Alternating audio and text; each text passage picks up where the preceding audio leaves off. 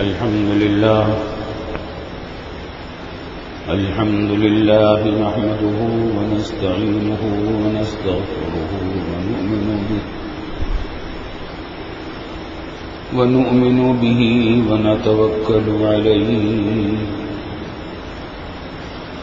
ونعوذ بالله من شرور أنفسنا ومن سيئات أعمالنا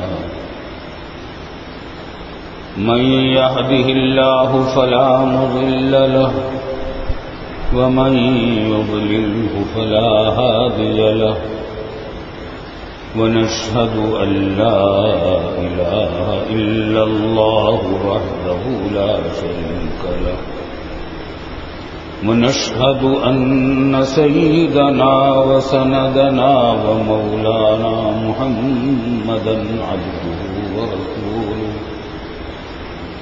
صلى الله تعالى عليه وعلى آله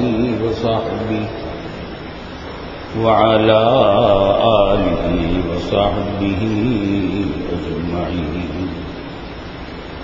وسلم تسليما كثيرا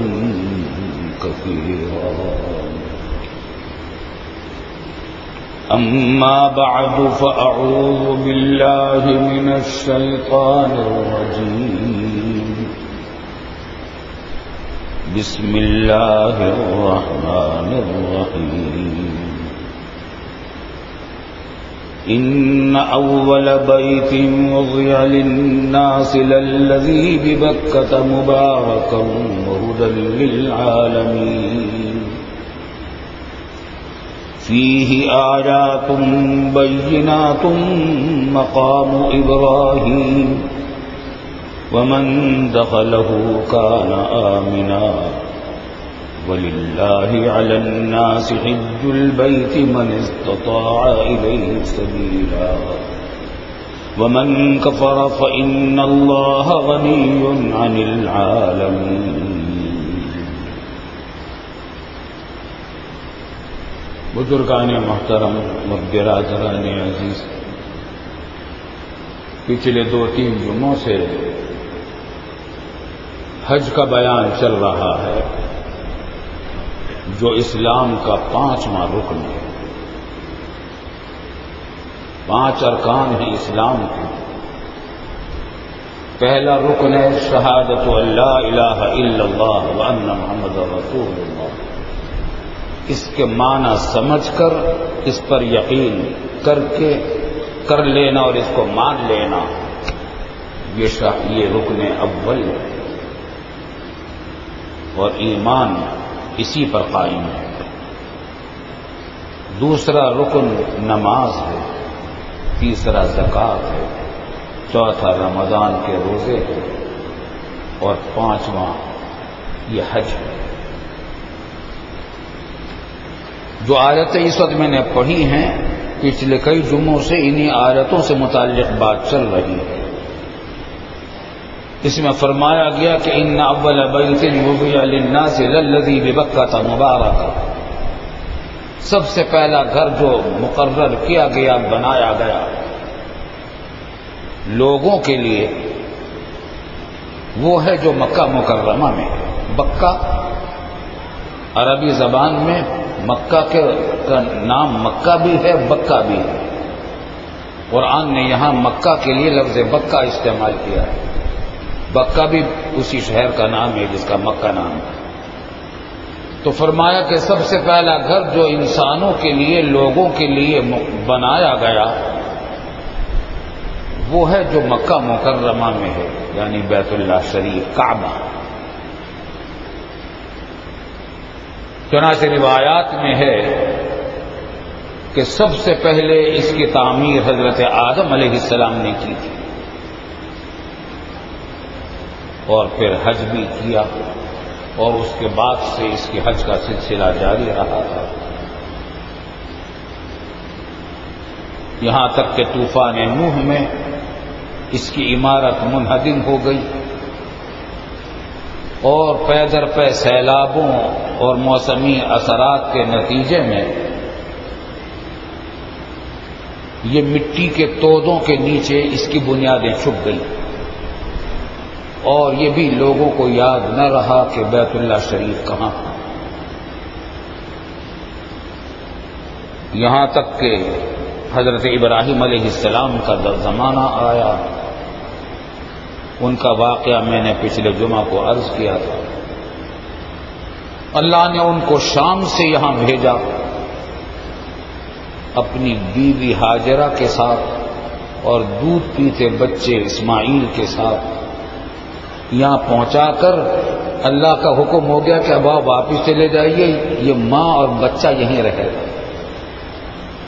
کھانے پینے کی کوئی سامان نہیں تھا، زندگی کے کوئی آثار نہیں تھے، پرندہ تک کوئی نہیں تھا، درخت تو کیا ہوگا، پانی بھی نہیں۔ چلے گئے اللہ کے حکم پر۔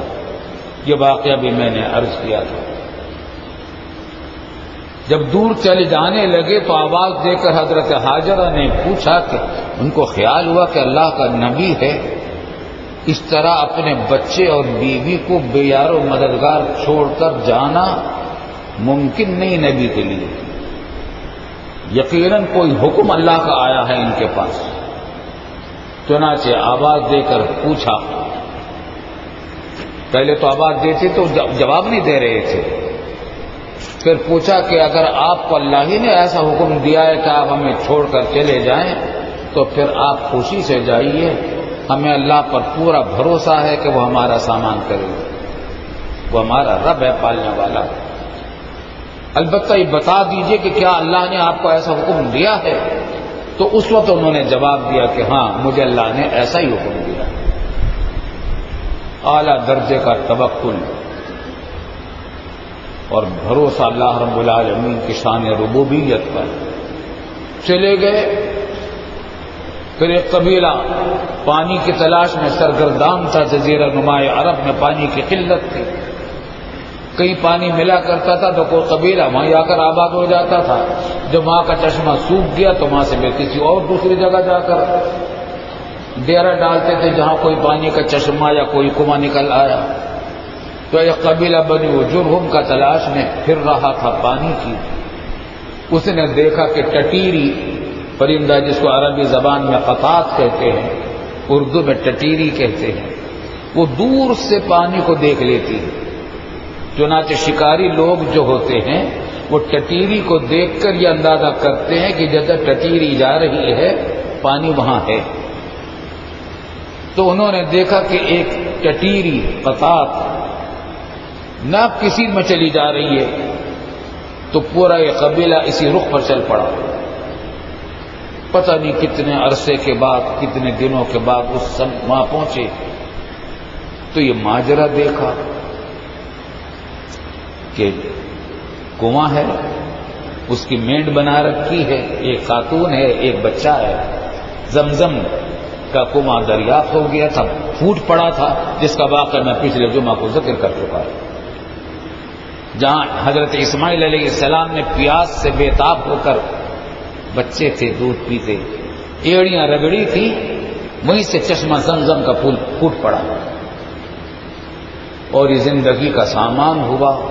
بنو جرم کا قبیلہ بھی ان سے اجازت لے کر یہیں قیام پذیر ہو گیا۔ پھر حضرت ابراہیم علیہ السلام ہر سال اپنی بیوی بچے کی دیکھ بھال کے لیے تشریف لایا کرتے تھے یہاں، اور پھر واپس چلے جاتے تھے۔ اس طریقے سے اسماعیل علیہ السلام کی پرورش، اس مکہ مکرمہ کی یہ آبادی شروع ہوئی تھی بنو جرم کے قبیلے، بلکہ اسماعیل اور ہاجرہ کے وجود سے یہی مکہ مکرمہ کی آبادی کا آغاز تھا، یہیں پرورش ہوئی۔ اور پھر اللہ رب العالمین نے جب ایک مرتبہ ابراہیم علیہ السلام آئے ہوئے تھے تو حکم دیا کہ آپ بیت اللہ کی تعمیر کیجیے۔ بیت اللہ کی بنیادیں جو حضرت آدم علیہ السلام نے تعمیر کی تھی اور طوفان نوح میں وہ دب گئی تھی، عمارت منہدم ہو گئی تھی، فرشتوں کے ذریعے اللہ رب العالمین نے ابراہیم علیہ السلام کو بتایا کہ یہ بنیادیں کھودیے، یہاں بنیادیں نکلیں گی۔ چنانچہ مٹی ہٹائی گئی اور وہ بنیادیں نمودار ہو گئی۔ حضرت آدم علیہ السلام کے زمانے کی. چنانچہ قرآن کریم نے سورہ بقرہ میں جو یہ واقعہ ذکر کیا ہے تعمیر بیت اللہ کا کہ ابراہیم اور اسماعیل علیہ السلام نے یہ کام کیا، تو یہاں وہاں یہ نہیں کہا کہ بنیادیں ڈالی، بلکہ کہ وَإِذْ يَرْفَعُ إِبْرَاهِيمُ الْقَوَاعِدَ مِنَ الْبَيْتِ وَإِسْمَاعِيلُ، جب ابراہیم اور اسماعیل بنیادوں پر اٹھا رہے تھے عمارت کو، بنیادیں پہلے سے پڑی ہوئی تھی اور عمارت کو اٹھایا، یہ تعمیر فرمائی. ابراہیم علیہ السلام نے اپنے صاحبزادے اسماعیل علیہ السلام کے ساتھ اس وقت یہ اس قابل ہو گئے تھے کہ والد کا ساتھ دے سکے. چنانچہ قرآن کریم نے جو فرمایا کہ ان اول بیت وضع للناس للذی ببکہ تھا، سب سے پہلا وہ گھر جو لوگوں کے لیے بنایا گیا یعنی عبادت خانہ یہ بیت اللہ تھا. یا ہو سکتا ہے کہ کوئی اور گھر بھی آدم علیہ السلام نے رہائش کے لیے بعد میں بنایا ہو، سب سے پہلے بیت اللہ کا بنایا ہو، بیت اللہ کی تعمیر کی، تو پھر تمام گھر چاہے رہائش ہوں کسی مطلقاً پہلی عمارت بیت اللہ کی ہے. تو اس کا مطلب دو ہو سکتے ہیں کہ یا تو عبادت خانہ سب سے پہلا وہ ہے جو بیت اللہ ہے تو آدم علیہ السلام نے بنایا، یا یہ کہ سب سے پہلی تعمیر ہی سب سے پہلی عمارت کی دنیا کی مکہ بیت اللہ شریف ہے. یہ مبارک ہے، فرمایا کہ مبارک ہے، اس کی خاص خاص عجیب برکتیں ہیں، اور وہ یہ ہے ان میں سے ایک یہ ہے کہ اہل مکہ کا یہ محافظ رہا ہے. جب سے یہ قائم ہوا ابراہیم علیہ السلام کے زمانے سے مکہ مکرمہ پر اہل مکہ کے مخالف کبھی قابض نہیں ہو سکے. یمن سے ایک لشکر ابرہہ کا آیا تھا، اصحاب الفیل کا، ہاتھیوں کا لشکر حملہ آور ہوا تھا اس بیت اللہ کو ڈھانے کے لیے. اللہ رب العالمین نے اس لشکر کو تباہ و برباد کیا ابابیل پرندے کے ذریعے، جس کا ذکر قرآن کریم میں سورۃ الفیل کے اندر کیا گیا. الم تر کیف فعل ربک باصحاب الفیل. کوئی قوم آج تک حضرت ابراہیم علیہ السلام سے لے کر آج تک مکہ کے اوپر اہل مکہ کے مخالفین جو ہوں کوئی ایسی قوم یہاں قابل نہیں ہو سکتی. اور اس کی عجیب و غریب برکتیں ہیں. ایک برکت قرآن کریم نے یہ بتلائی ہے کہ یجبا الیہ ثمرات کل شیء، یہاں لائے جاتے ہیں ہر چیز کے ثمرات، ہر چیز کے منتجات، ہر چیز کی پیداوار. ثمرات کا لفظ پیداوار پر بھی بولا جاتا ہے، پھلوں پر بھی بولا جاتا ہے اور مصنوعات پر بھی بولا جاتا ہے. تو قرآن کریم نے بتلایا کہ یجبا الیہ ثمرات کل شیء، جتنی چیزیں دنیا میں ہوتی ہیں عام طور سے انسانوں کے استعمال میں، ان کی پیداوار، ان کی نتائج، ان کی مصنوعات، ان کے پھل، ان کی پیداوار یہاں پہنچائی جاتی ہے. وادی غیر ذی زرع ہے، اپنی کوئی زمین میں کوئی پیداوار کا ذریعہ نہیں ہے سوائے پتھروں اور خشک پہاڑ کے اور کانٹے دار کچھ جھاڑیوں کی، چھوٹی چھوٹی جھاڑیاں جو پہاڑوں پر اگی ہوئی ہے، اور کوئی وہاں نہیں ہے سامان کھانے پینے کا.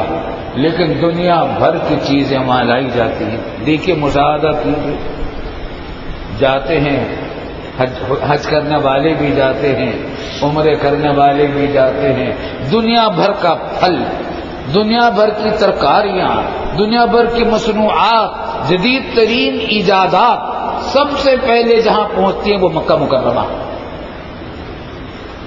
دنیا بھر کی کارخانوں کی پیداواریں جا کر دیکھیں مکہ مکرمہ کے بازاروں کو. اور یہ آج کی بات نہیں ہے، جب غربت اور افلاس تھا اس زمانے میں بھی دنیا بھر کی چیزیں یہاں پہنچتی تھی. پھر ایک خاص بات یہ جو حیرت ناک ہے، ہر سال وہاں کتنا زبردست اجتماع ہوتا ہے حجاج کا، 35-40 لاکھ کے قریب مجمع ہوتا ہے۔ اس مرتبہ تو لوگ یہ کہہ رہے تھے کہ عمرے کے موقع پر رمضان میں 50 لاکھ کا مجمع تھا، لیکن کبھی آپ نے سنا وہاں کے کھانے پینے کی کمی ہوئی ہو؟ جہاں جتنی مقامی آبادی ہے مکہ مکرمہ کی، اس سے کئی گنا زیادہ آبادی وہاں آ جاتی ہے، اور ہر ایک کو کھانا بھی ملتا ہے، پھل بھی ملتے ہیں، سبزیاں بھی ملتی ہیں، گوشت بھی ملتا ہے، چاول بھی ملتی ہے، روٹی بھی ملتی ہے، بلکہ ہر قوم کو اپنے مزاج کے مطابق غذا مل جاتی ہے۔ ہمارے کراچی میں اگر آپ اندازہ کیجیے، یہ کراچی تقریباً 1.5-2 کروڑ کا شہر ہے، اس میں اگر 30-40 لاکھ آدمی یہاں آ جائیں تو ہمارے شہر کے نظام کا کیا درہم، کیا عالم ہوگا۔ یہاں کے لوگوں کے لیے تو اب بھی ٹریفک کا نظام قابو میں نہیں آتا، وہ یہاں اتنے آدمی اچانک آ جائیں تو کیا حشر ہوگا، اور ہوٹلوں میں اور ریسٹورانوں میں کتنا ہجوم ہو جائے گا، اور غذا کا حاصل کرنا کتنا مشکل ہو جائے گا، اور لوگ کتنے مہنگا کر دیں گے، مہنگائی کتنی ہو جائے گی۔ لیکن وہاں پر ہر انسان کو، ہر علاقے سے دنیا بھر کے لوگ جو آتے ہیں ان کو ان کی غذائیں ملتی ہیں، ان کی مرضی کے مطابق اللہ تعالیٰ عطا فرماتے ہیں۔ اور اب تو رمضان کے اندر بھی عمرے کا اتنا بڑا ہونے لگا، اور اب تو عمرے کا ایسا ہو گیا ہے کہ 1-2 مہینے سال بھر میں ایسے ہوتے ہیں جس میں عمرہ کرنے والے چند ہزار ہوتے ہیں، ہزاروں سے کم اب بھی نہیں ہوتے کسی بھی زمانے میں، باقی دنوں میں تو لاکھوں ہی ہوتے ہیں وہاں، لیکن سب کے غذا کا اللہ تعالیٰ نے وہاں انتظام کر رکھا ہے۔ یہ جبا الیہ ثمرات و کل شیء۔ پھر یہ کہ وہاں کے احکام ہیں، وہاں کے کسی جانور کو شکار کرنا حرام ہے۔ جانوروں کو بھی معلوم ہے کہ یہ شہر امن والا شہر ہے، من دخلہ کان آمنا، قرآن نے کہا ان اول بیت وضع للناس للذی ببکۃ مبارکا وہدی للعالمین فیہ آیات بینات مقام ابراہیم ومن دخلہ کان آمنا۔ جو داخل ہو جاتا ہے وہ مأمون ہو جاتا ہے، اسے کوئی قتل نہیں کر سکتا، حتیٰ کہ شریعت کا حکم ہے کہ اگر کسی نے جرم کیا ہو، حرم سے باہر، مکہ سے باہر کسی کا قتل کیا ہو، چوری ڈکیتی کی ہو، کوئی جرم کیا ہو، اور پھر آ کر یہ پناہ لے لے مکہ مکرمہ میں، اب حکم یہ ہے کہ اس پر سزا جاری نہ کرو۔ اتنا بڑا مجرم ہے، لیکن حرم میں اس کو یہ پناہ دے رکھی کہ یہاں نہیں قتل کی اجازت، یہاں نہیں، یہ دار الامن ہے۔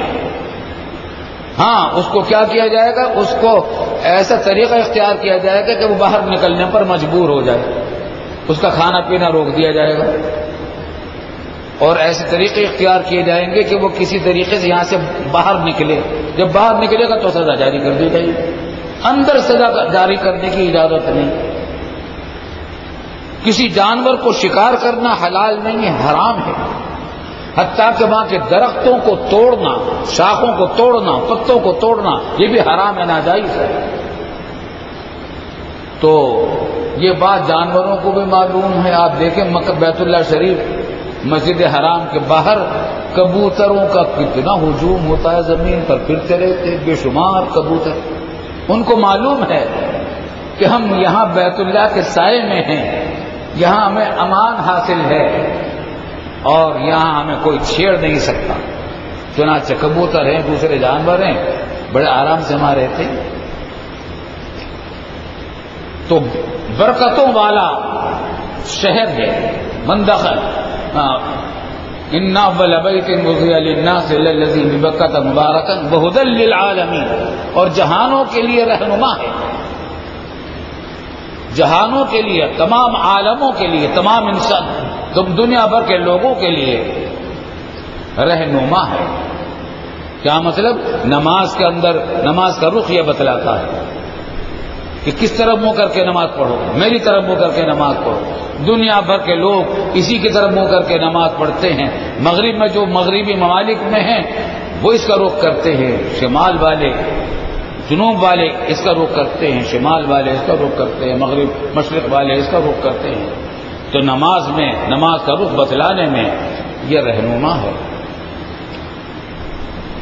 پھر اتنا برکت والا ہے کہ اتنا عظیم الشان رکن اسلام حج وہ بھی اسی کے ساتھ ہے، کہیں اور ادا نہیں ہو سکتا. نہ عمرہ ہو سکتا ہے کہیں، نہ طواف کسی اور جگہ کا جائز ہے، اور نہ حج کہیں اور ہو سکتا ہے سوائے بیت اللہ کے. تو یہ اس کی برکتیں ہیں اور یہ اس کے رہنمائی ہے. آگے فرمایا کہ فیہ آیات بینات، اس کے اندر کھلی ہوئی نشانیاں ہیں، اللہ کی قدرت کی خاص نشانیاں ہیں. آگے ایک نشانی خود بیان کر دی، فی آیات بینات مقام ابراہیم، مقام ابراہیم یہ بھی ایک نشانی ہے اللہ رب العالمین کی خاص قدرت کی، جو اس بیت اللہ ہی سے متعلق ہے. مقام ابراہیم اس پتھر کا نام ہے جس کے اوپر کھڑے ہو کر حضرت ابراہیم علیہ السلام نے بیت اللہ کی تعمیر کی تھی. یہ ایسا معجزانہ پتھر اللہ نے بھیجا تھا، دیا تھا، اس کو ایسی قدرت دی تھی اللہ نے کہ جب حضرت ابراہیم علیہ السلام اوپر ہونا چاہتے تھے تعمیر کے لیے، اس پر کھڑے ہو کر جو اوپر ہو جاتا تھا، اور جب اترنا چاہتے تھے تو یہ نیچا ہو جاتا تھا. لفٹر کی طرح تھا، لفٹر کی طرح اوپر ہوتا تھا، نیچے ہو جاتا تھا. نہ پاڑ باندھنے کی ضرورت، نہ مچان لگانے کی ضرورت. اس طریقے سے بیت اللہ کی تعمیر ہوئی تھی. تو جس پتھر پر ابراہیم علیہ السلام نے وہ تعمیر فرمائی تھی، وہ پتھر مقام ابراہیم ہے اور آج تک محفوظ چلا آ رہا ہے. الحمدللہ وہاں مکہ مکرمہ جانے والے اور بیت اللہ شریف کا طواف کرنے والے اس کی زیارت کرتے ہیں. مسجد بیت اللہ شریف کے دروازے کے تقریباً سامنے کچھ ہٹ کر وہاں وہ ایک شیشے کے ایک خول کے اندر اس کو محفوظ کر دیا گیا ہے اور اس کو دیکھا جا سکتا ہے. پاؤں حضرت ابراہیم علیہ السلام کے پاؤں کے نشانات اس پر موجود ہیں، بلکہ اچھے گہرے نشانات ہیں. اس سے ایک بات اور بھی معلوم ہوتی ہے، اور وہ یہ کہ ابراہیم علیہ السلام کے زمانے کے انسانوں کے قد بھی اس زمانے کے انسانوں کے قد سے کوئی زیادہ بڑے نہیں ہوتے تھے، کیونکہ وہ پاؤں کے جو نشانات ہیں وہ اسی زمانے کے انسانوں کے پاؤں کے نشانات کی طرح ہیں. تو فی آیات بینات مقام ابراہیم، اور ایک اس کی کھلی ہوئی نشانیوں میں سے وہ ہے کہ یجبا الیہ ثمرات کل شیء، ہر چیز کی پیداوار اور پھل یہاں پہنچائے جاتے ہیں.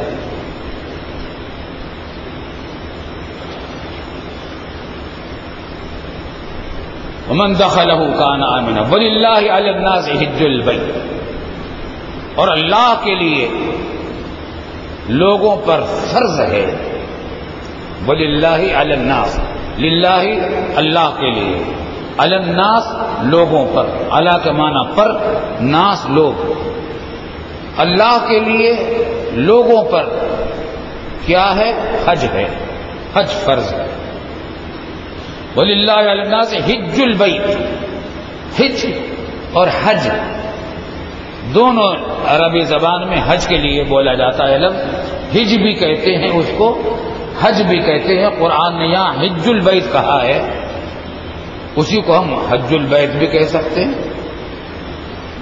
اور حجہ بھی کہتے ہیں حج کو، حجہ بھی کہتے ہیں حج کو.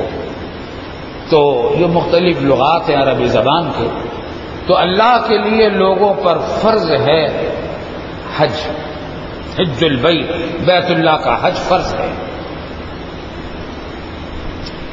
اور حج کی تفصیل وہ کتاب قرآن کریم میں دوسری جگہ آ گئی کہ طواف کیا جاتا ہے بیت اللہ شریف کا، پھر صفا اور مروہ کے درمیان دوڑا جاتا ہے، پھر منی میں ایک دن ایک رات کا قیام کیا جاتا ہے، وہاں سے پھر عرفات کے میدان میں ایک دن گزارتے ہیں، تقریباً آدھا پونا دن، پھر رات مزدلفے میں گزار کر پھر مکہ مکرمہ میں آ کر 3 یا 4 راتیں گزارتے ہیں، پھر آخر میں حجۃ طواف وداع کر کے حج سے فارغ ہوتے ہیں۔ یہ حج کا عمل ہے اور یہ فرض رکھا گیا ہے، لیکن اللہ رب العالمین کا کیسا کرم ہے، جو بھی چیز فرض کی ہے انسان کی طاقت کا لحاظ رکھ کے کی گئی ہے۔ نماز کو تو ایسا فرض کیا گیا کہ ہر انسان پر، وہ کہیں بھی ہو، جب وہ بالغ ہو گیا اور مجنون بھی نہیں ہے، اس پر نماز فرض ہے۔ سفر کی حالت میں ہو تو ٹھیک ہے، 4 کے بجائے 2 رکعتیں ہو جاتی ہیں، سنتیں معاف ہو جاتی ہیں، لیکن نماز نہیں چھوڑ سکتے۔ سخت بیمار ہے، کھڑے ہو کر نہیں پڑھ سکتے تو بیٹھ کر نہیں کر سکتے تو لیٹ کر اشارے سے نماز پڑھ۔ روز آنا ہے 5 مرتبہ۔ رمضان کے روزے سال بھر میں 1 مہینے کے رکھے گئے، زکوٰۃ بھی سال بھر میں 1 مرتبہ کی رکھی گئی، لیکن حج چونکہ مشکل ترین عبادت ہے، تمام عبادتوں میں سب سے زیادہ مشقت والی عبادت بیت الحج ہے، کیونکہ اس میں پیسے کا بھی بہت خرچ ہے، محنت کا بھی بہت خرچ ہے، وقت کا بھی بہت خرچ ہے۔ پچھلے زمانے میں تو لوگ تقریباً ایک حج میں ان کا 1 سال کے قریب خرچ ہو جاتا تھا، تقریباً 5-6 مہینے میں وہاں پہنچتے تھے، 5-6 مہینے میں واپس آتے تھے۔ ہندوستان کے لوگ حج کر نہ موٹریں تھیں نہ جہاز تھے، بلکہ اونٹوں اور گھوڑوں پر سفر ہوتا تھا، بیل گاڑیوں پر سفر ہوتا تھا۔ تو اللہ رب العالمین نے یہ سال بھر میں بھی 1 مرتبہ نہیں بلکہ عمر بھر میں 1 مرتبہ فرض کیا کہ فرض ہے، اور وہ بھی ہر ایک پر نہیں، ہر عاقل و بالغ پر نہیں، بلکہ ایسے شخص پر ہے جو جسمانی طور پر بھی اس سفر کی طاقت رکھتا ہے، مالی طور پر بھی اس سفر کی گنجائش رکھتا ہے، ایسے آدمی پر حج فرض ہو جاتا ہے۔ اور جب حج فرض ہو گیا تب اس کی تاخیر جائز نہیں۔ حدیث میں آتا ہے کہ جس کو حج کرنا ہے وہ تاخیر نہ کرے، اس لیے کہ کچھ نہیں پتا اگلے سال زندہ رہے گا یا نہیں رہے گا۔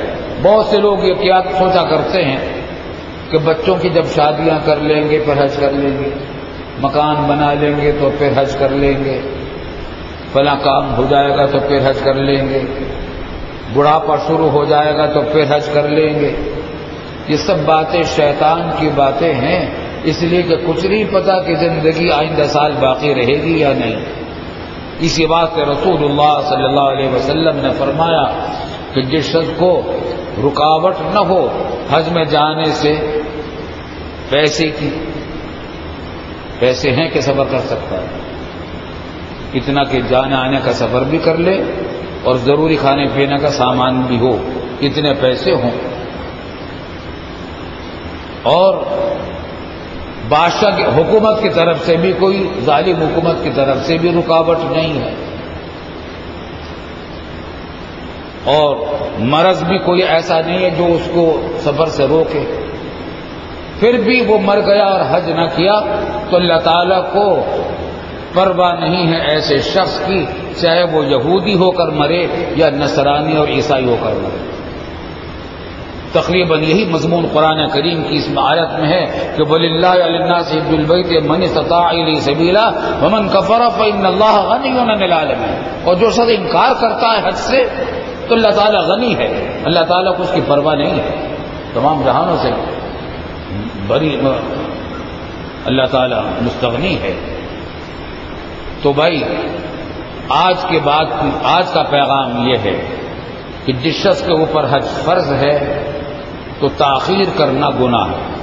احادیث فقہا نے لکھا ہے کہ اگر تاخیر کر کے حج کر بھی لے گا تو حج تو ہو جائے گا، فریضہ بھی ادا ہو جائے گا، اس کا ثواب بھی ملے گا، لیکن تاخیر کا گناہ الگ سے ہوگا اگر اس کی استغفار نہ کیا، توبہ نہ کیا، تو تاخیر کرنا جائز نہیں ہے۔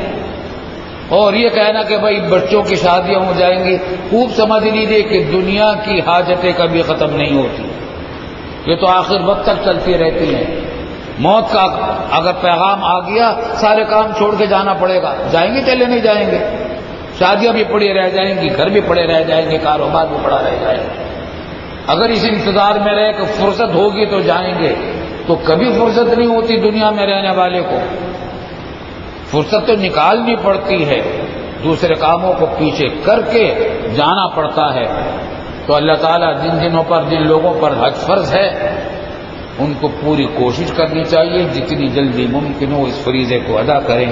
باقی باتیں انشاءاللہ آئندہ جمعہ کو. وآخر دعوانا الحمدللہ.